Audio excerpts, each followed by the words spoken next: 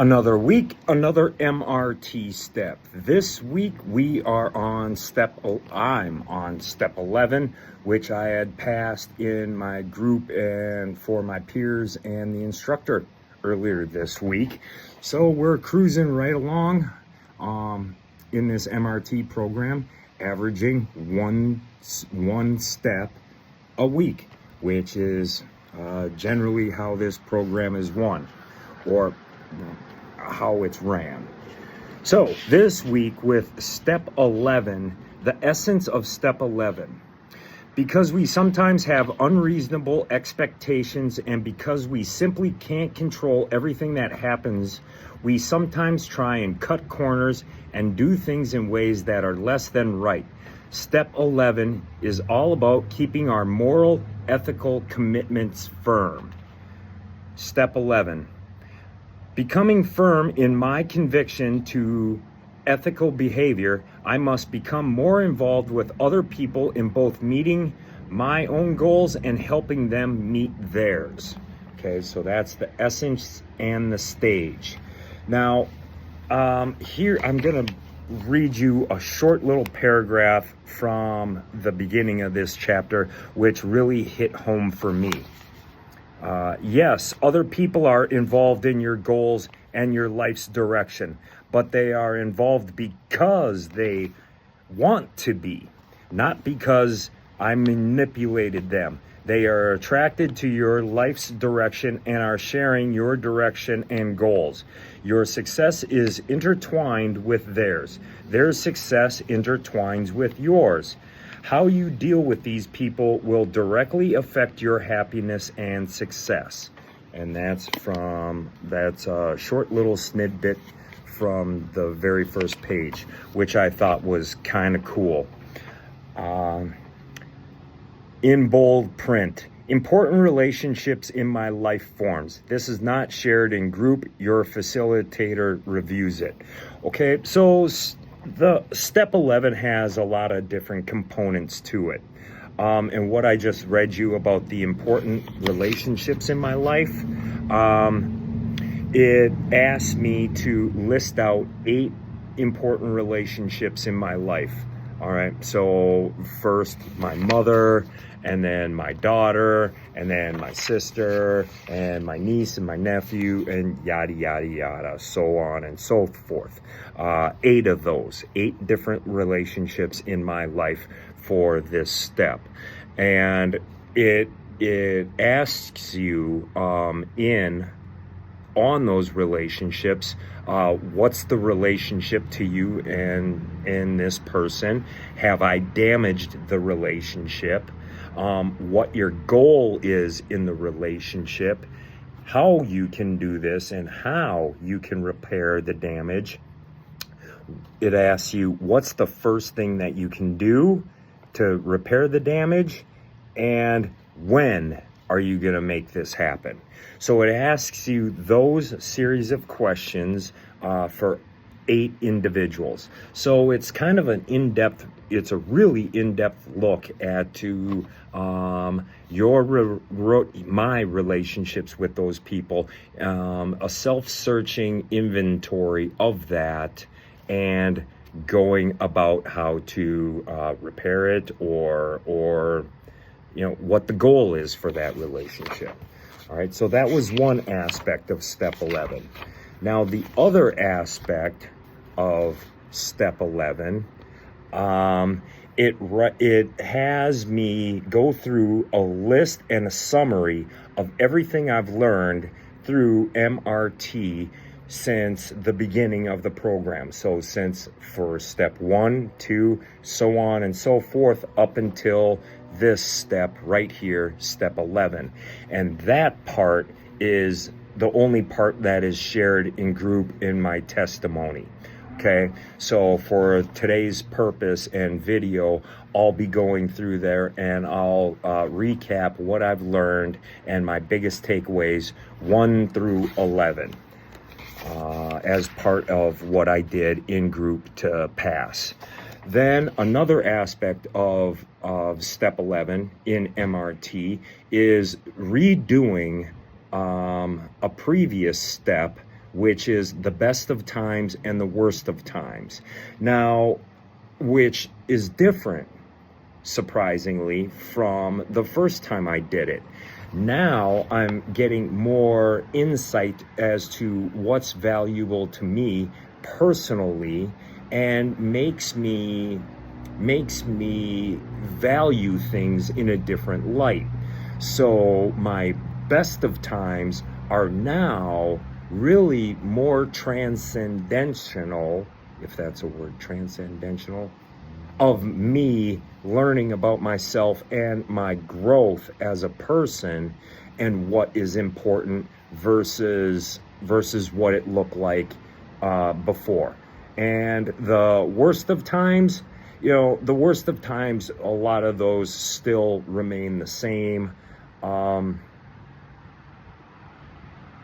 I think only one thing changed because of my situational awareness of the worst at times. So that was another aspect to step 11. Another aspect, which is also a repeat of a previous chapter, is reviewing my circle of relationships and what that looks like now after completing the first 10 steps of this MRT. Surprisingly, some things are similar, but it's brought awareness to more focus on the true value of friendship, relationship, camaraderie, companionship, working together as a collaboration, teamwork, and the whole sense of, yes, I'm independent and dependent, but to go further and accomplish more, teamwork makes the dream work type of deal. So that's that part. Now, I'll share with you the testimony that I shared in group, which gave me, well, they didn't give me a round of applause. I only actually stepped out of the room for about 15 seconds, and they brought me back in and said I passed. And this is a step, again, that is voted on by your peers that you're doing MRT with. Okay, so the essence. So starting from the beginning, the essence of step 1 was honesty in the stage of disloyalty. In step 1, I was really humbled, very humbled, because I had taken into account, well, I was made quickly aware that I need to follow rules, and I can't just fly by the seat of my pants and go by thinking that I'm the smartest guy in the room, and just going by what I feel is my natural talent and ability. I was quickly shot down, humbled, and redirected to redo step 1. And that was so I asked for help, took instruction, implemented that instruction. So that was the big takeaway from step 1. Step 2 was, the essence of it was trust in the stage of disloyalty. Step 2 did teach me to trust the program, to trust the MRT program. I'd never been made aware of this program before. It was all brand new to me. So I opened it up, took recommendations, took the feedback, trusted my peers, my associates that I'm doing this program with, because they helped me out after I reached out for help, and were more than happy to help me complete the first step.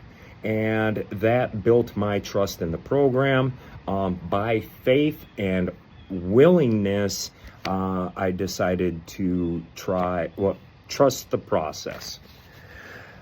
Step 3, acceptance, was the essence in the stage of opposition. Acceptance. That taught me accepting. What did it teach me?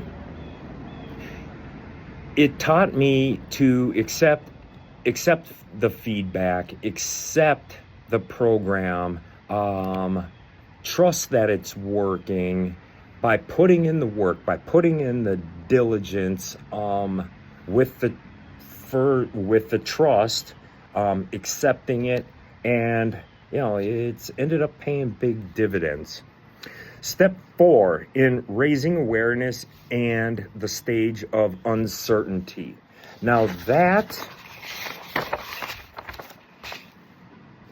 was assessing my life. That was the step where I was to mark down what I did every single day per hour and assess my life, and finding any gaps into where I can spend more time. Basically, a realistic look of what I do with my time when I do it. And if anything is out of balance or out of whack. When I did that, it was very, very helpful. For me, that, I seem to be pretty balanced as to where I spend my time, what I put attention to, and bring that type of awareness and assessing my life. So that was step 4, raising awareness. Now, step 5 was healing damaged relationships in the stage of injury. That repairing relationships, kind of like assessing the relationships. In this step, it's the same thing, raising my awareness, looking at the relationship and what was my fault and what can I do in my power, not my power, but my efforts to repair damaged relationships. Now, whether they accept an apology, of course, that's totally on them, but that's me putting forth my effort in and care into repairing the relationships by caring, and it makes people genuinely think that you're trying. So that was number 5. Number 6 was the helping others. That was 10 out. The essence was helping others in the stage of injury. Now that was where I start doing volunteer work for 10 hours. That was a 10-hour volunteer work step. That was the step where I stood out on the freeway corner and picked up trash for 45 minutes. That was the step where I volunteered at the coffee shop, mopping floors. That was the step where I hosted and facilitated recovery meetings. That was also where I reached out to organizations to volunteer my time. The biggest takeaway from that was, it really does make you feel good to help out others, and that life isn't all about me. It just makes you feel good at the end of the day that you went out there and with nothing expected in return, you can do good things. Another huge takeaway is that it actually builds trust and bonds in relationships.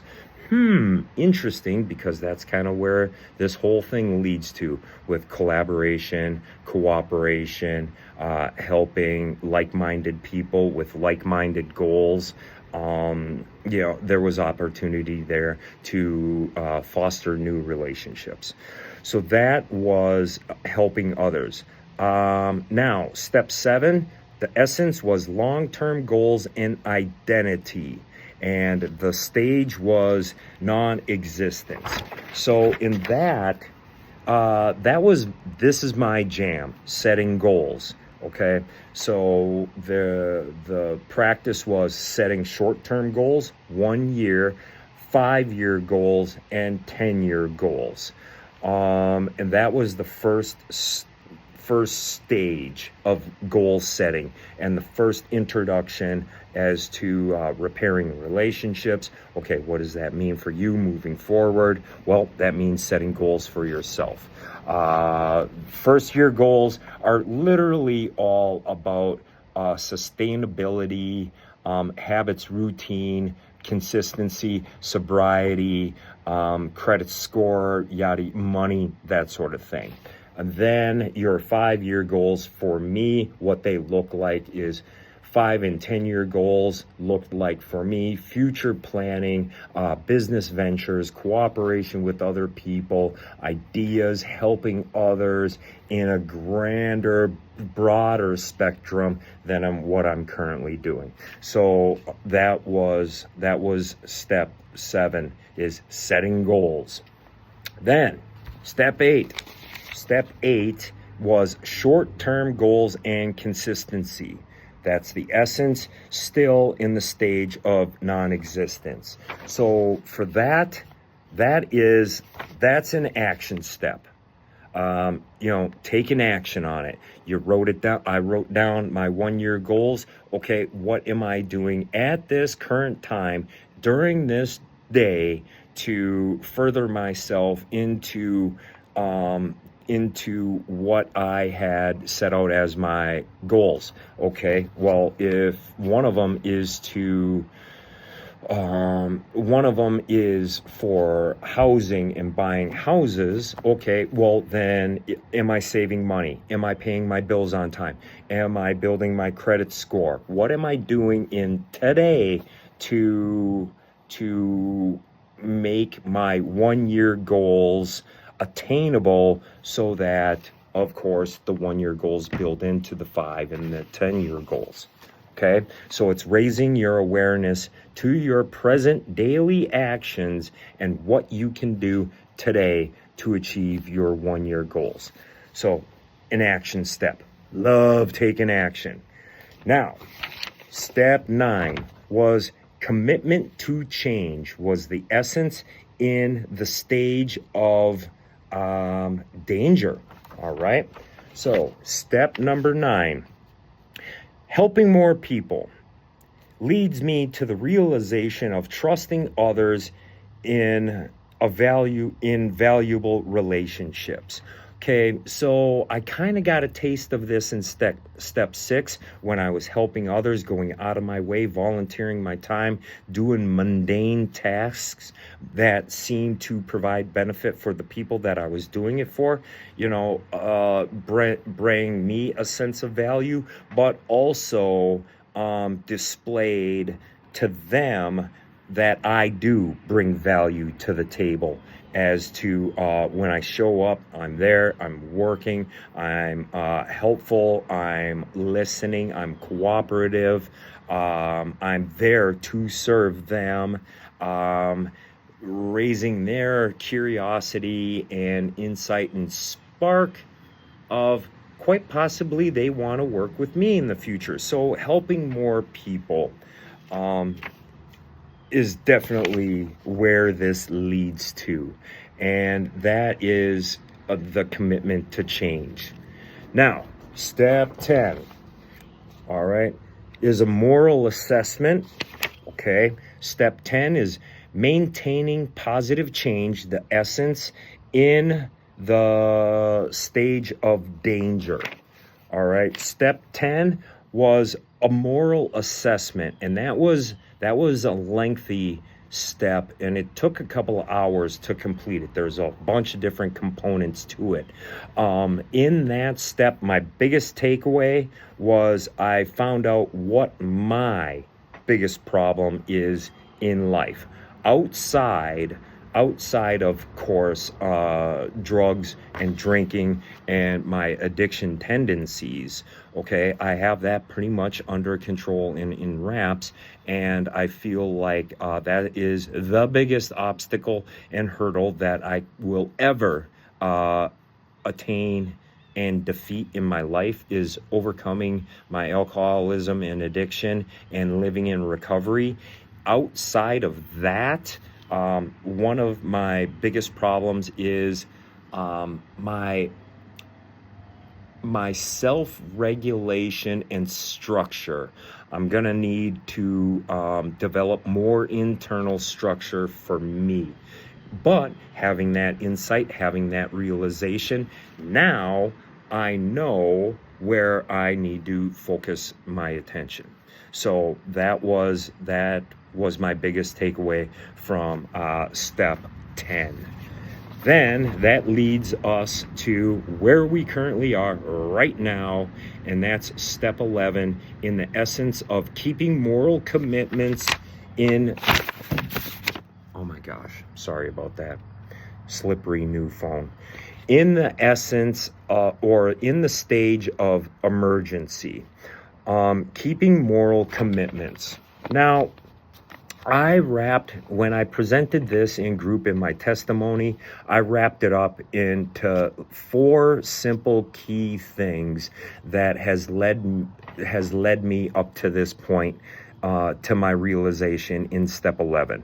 It's be kind, help others, do what's right, and always try your best. If you do those 4 things, I kind of feel like you keep that up consistently, you keep that at top of mind, you keep those 4 things as priority. It's not a matter of if you will succeed, it's a matter of when you will succeed, because those are fail-safe fundamentals. Be kind, help others, do what's right, and always try your best. That, taking all this stuff from 1 all the way up until now, today at step 11, wrap it up into those 4 things. I really feel like that is what is meant to be. Now, it's been a lot of work to list those 4 things. That's an oversimplification of it, but to put it in layman's terms, that's the gist of it. Be kind, help others, do what's right, and always try your best. And with that, I walked out the door, walked back in, and I passed. Now, next week, we wrap this up. Next week is step 12. And, well, stay tuned till next week for step 12. Then after that, there's a 13 and a 14, 15, 16. But I'll let you know when we get there. So thanks a lot for paying attention to this MRT step 11. This is a groundbreaking one, working with others in cooperation and collaboration. Teamwork makes the dream work. All right, make it a great day. See you next week for step 12.